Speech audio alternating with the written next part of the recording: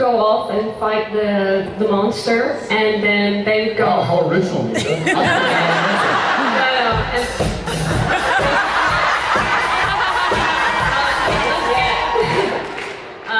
and they would do that by going through all the canals, which is actually not possible, but yay. Again, more of a wrong answer.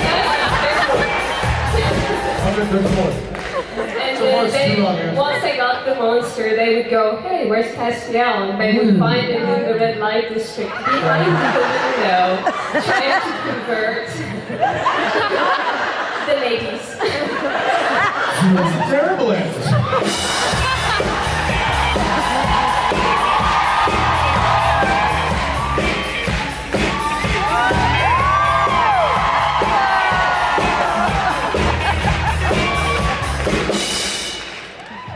I'm sorry, Misha, I thought you were going to win this one. He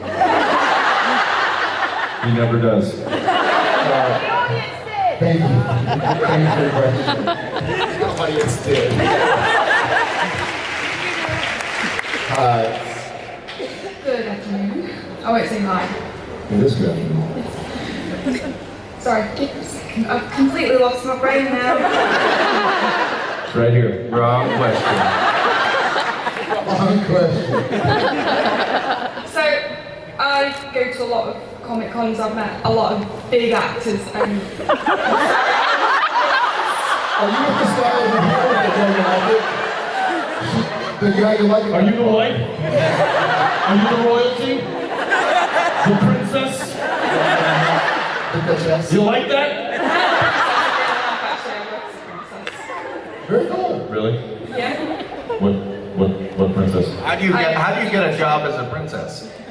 You own a lot of princess dresses. I've got 10 at the moment and still growing. He does too. That's might actually be true. Because it's cliche.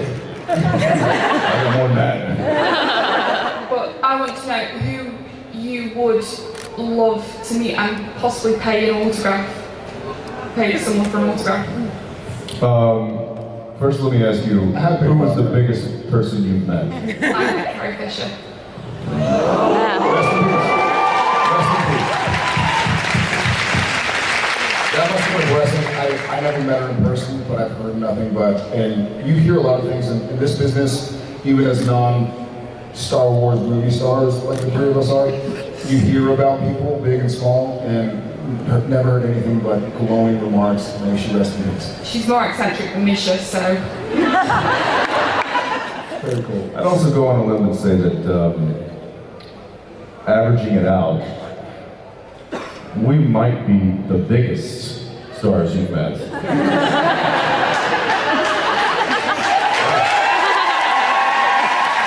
I was actually going to say is I have paid for an autograph, and I have met one of the biggest stars.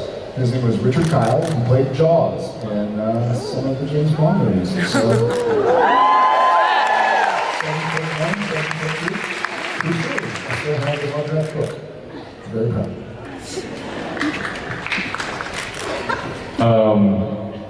Robert Plant.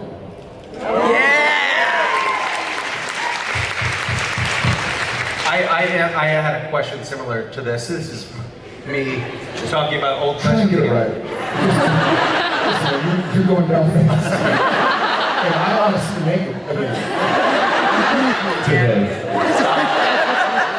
So my answer to this question is Bob Garfield, who is an NPR personality, and I actually answered a similar question on stage a couple months ago, which resulted in him calling me on the phone a couple days later because Twitter blew up, and he was like, who are these crazy internet stalkers?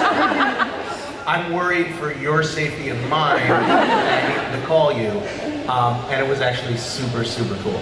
So you have his phone number in your phone, so that would be, Double wrong answer. You don't have to. But it was double negative, so you kind of technically got it right. You know? Yes! Thank you. Right. Hi, I've been watching you since I was 2 years old. And now you can speak?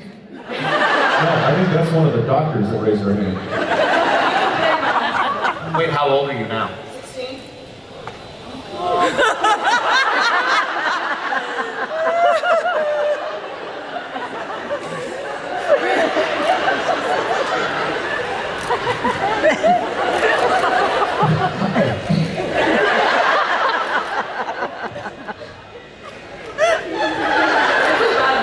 You can't just You feel bad. Well, welcome. Have we met before? I took a photo with you guys yesterday. Oh, cool. I I- love the literal thread. And then I also dropped the CD that Jensen was signing for me yesterday, so I broke that. Did it break? No, it was okay, but it was really embarrassing. But I remember you. Yeah, every time you have CDs in You again. Hi. You've been watching us since we were 2. So my question is because obviously How many, sorry, so you've been watching Supernatural since you were 2 years old? yes. How many people have you killed? You see the professional? What was it, a CD of? It was the Essential Kansas, like music. That's amazing. Okay, I didn't realize this. Yeah. So my question was because like you're a really good group of friends. I was wondering if one of you is the mother hen that like stops the other one from getting in trouble. Because I know that. No. The problem is we don't have one. We need that in the group. Yeah. I volunteer. Are you familiar with the You just see the 16-year-old going, boys. Let's bring it up. There's a phrase when they say the inmates are running the asylum. I think it kind of aptly describes the 3 of us. It's like no one's watching us. What's wrong with people? No, I don't think there's a mother hen. I suppose that explains why you get in trouble a lot. Yeah. This overall has been great for our egos. Thank you so much. Nice to meet you. Hi. Hi. So last year I got into a school for acting, and I'm just kind of realizing how how much hard work it is and how tough it really is now. So I just wondered what your best tips are and what kept you motivated when you're like looking for work in like the early stage. I thought you said looking for work in the alley. You know, when you're looking for work in the alley. Yes, I do know. I would say this. My opinion is if you figure out why you want to act, if you find joy in the process, like I sort of rediscovered literally in the last week after it's a slog going through 9 months of filming, and sometimes you want to do anything but play somebody else. You want to do anything but put on somebody else's clothing and get your hair and makeup done and say somebody else's words. You just want to be yourself and remember who you are. But I get on the set and, you know, we rehearse it and then they light it and they call action and I'm free. And we've all done pretty well. We've worked for many, many years and, you know, as far as I'm concerned, I could walk away and I've been very blessed. I could walk away and not need to look for another job, you know, but I still just really, really find a freedom of expression and a source of creativity that I get to explore in what I do. And so that's why I do it. So even though we're not A-listers, I'm teasing you, but even though I know I'm not an A-lister, I can't like green light a movie. I know y'all love me and I love you. Well, I appreciate it. I was gonna say that. I know that y'all love me and I love y'all back legitimately, but I don't care if I never win an Oscar. You know, I don't care if I'm never on a Times Square billboard. That's not what brings me joy. That's not what motivates me. So just try and make sure you're motivated by the love of the craft and the process and learning from characters you play and learning from people you get to work with and work for and who might one day work for you. And I guess that's what motivates me. Because even every audition is a job. That is your job. It's not a you missed opportunity. Even if you go to an audition, meet the casting director, and don't get a call back, that still wasn't, you just played a character. So don't sell yourself short if you don't get the role. I mean, I'm considered a successful actor, and there are 1,000 auditions I didn't get the part for.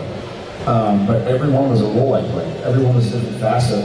But I got to explore myself. I got to amplify, even though it might not be something I naturally like to manifest. So try and focus on the craft would be my best opinion. What kind of acting are you interested in? Like stage, Like on film, camera? On camera. So film and television. Yeah. Two things. I would say, one, learn as much about the technical aspect of filmmaking as you can. That will only serve you better as an actor. And two, when you are auditioning, like Jared said, view that as your final performance. And then if you get asked to do it again, then that's an encore. But deliver everything the way you want to deliver it in that room. Walk away and be like, okay, what's next? And then if they come calling, then oh great, that worked. So that's what helped me, because you're looking at three people who are working actors, which is a rare thing. And we have been denied far more than we have been hired. And that rejection can be tough. So you have to find a way to deal with it. And I dealt with it as just viewing every audition as a final performance. So when I left, I was like, okay, moving on to the next one. And that just helped me mentally kind of continue doing it. It's a game of numbers. The more you do it, the better chance you have. Thank you so much. Thank you. Thank you.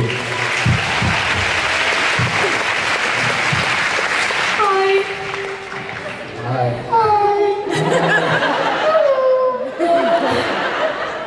Sorry, I'm really nervous. That's alright.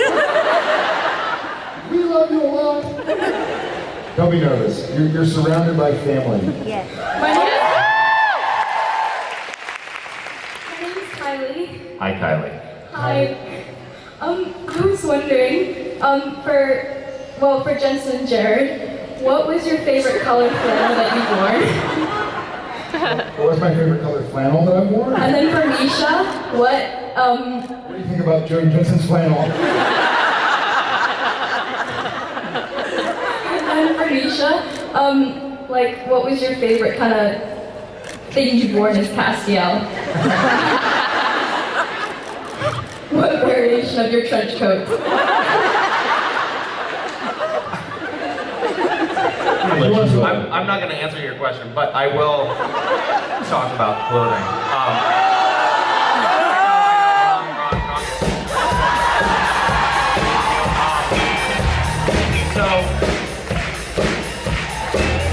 So Jensen,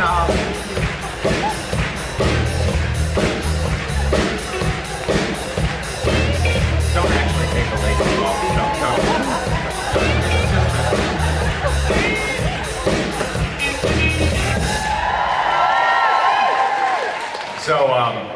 So Jensen's like, look, man, I wore this shirt at a couple of conventions, and I took a ton of photos in this shirt. I can't wear it. I can't wear it again. You want it? And I was like, oh yeah, sweet. So I took more than one article of Jensen's clothing in this sort of hand-me-down transaction, which then resulted in me wearing the same clothes the exact same clothes that Jensen had worn at conventions. The same article of clothing. The same article of clothing in photo ops with fans who are then like, oh, that's cool. Jensen and Misha are trading clothes.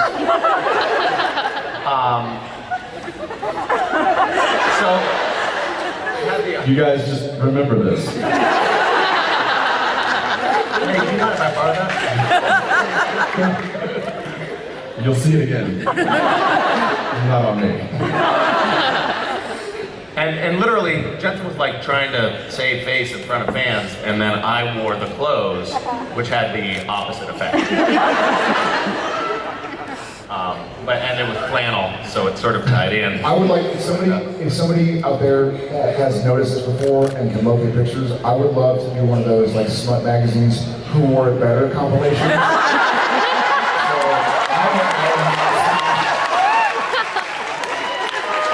it's like, yes! Tyra Banks versus Kylie Minogue. They're both from St. Valentino. Just a full meme. Just who wore And better. several. I need to see several who wore better memes, I suppose you can call it. And I will repost that. I will repost that. I will say that whole situation was born out of the fact that I forget what city we were in, but I was taking a picture and I had a shirt on. And this lovely young lady comes up and she says, you wore the same shirt last year. I was mortified. And from that moment I was like, I will never wear the same shirt at a convention. And so all of a sudden in my closet, I'm like, worn it. So then I'm Give like, these to me, hey, sure. Misha, I got some clothes for you, pal.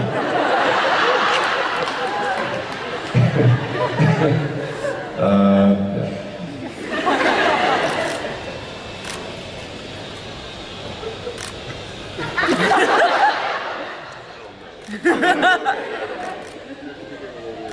Another time.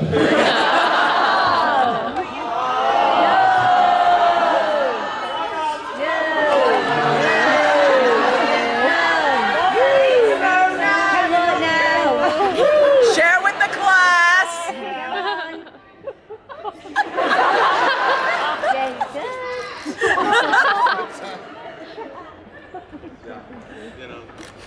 It's not like, hey.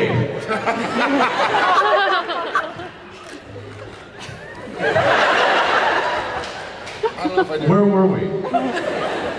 You're at con. We're like Seattle. And did you just not pack enough? Yeah. Another time. I'm sure you can figure it out. Speaking of hand-me-downs. I want to make sure my boys are covered. Yeah.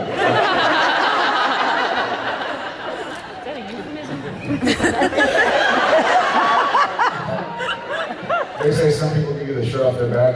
Well, some will give you the glimpse off their guns.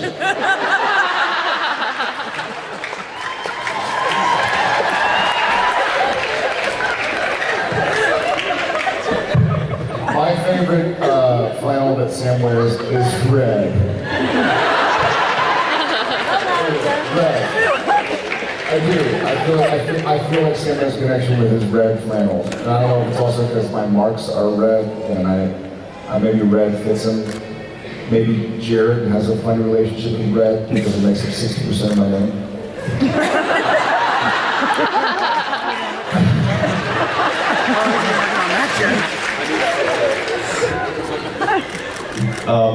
There's I don't know. There's a lot of plaid in Dean's closet. There's a black and gray one that I'm fond of right now. Yeah, it's pretty cool. Wrong answer. Blue.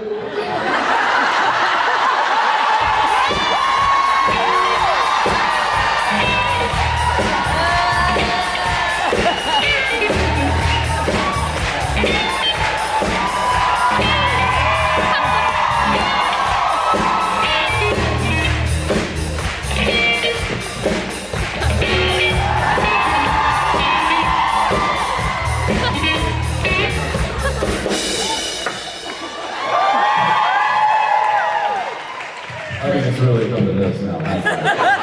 We're scraping the bottom of the barrel. I really found a new low. Kylie, thank you for your question.